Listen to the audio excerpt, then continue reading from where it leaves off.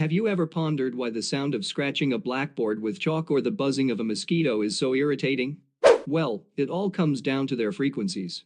The sound produced by scratching a blackboard typically falls within the frequency range of 900 to 1000 Hz, while the buzzing sound of a mosquito hovers around 1000 to 1100 Hz. These frequencies happen to trigger spontaneous reactions in our brains when we hear sounds close to them.